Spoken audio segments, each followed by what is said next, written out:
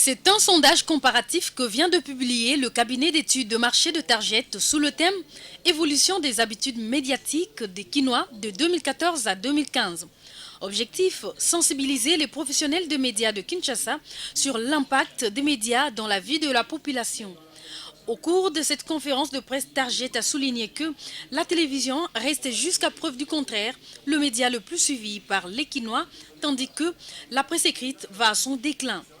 La radio a changé le cap, elle intéresse maintenant beaucoup plus le jeune gens par ses tranches de détente musicale que les vieux qui la suivaient auparavant.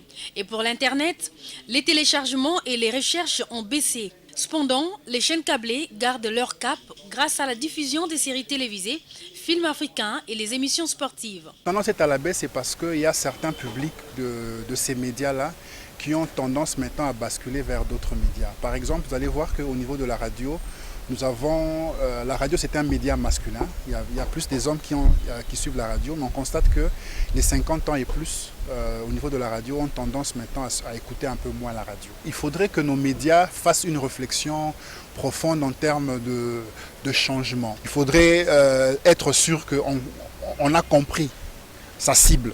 Ici est de noter que 1000 personnes, dont 500 hommes et 500 femmes, sélectionnées selon la méthode des quotas par âge, sexe, occupation et commune de résidence, ont participé à chacune de ces études.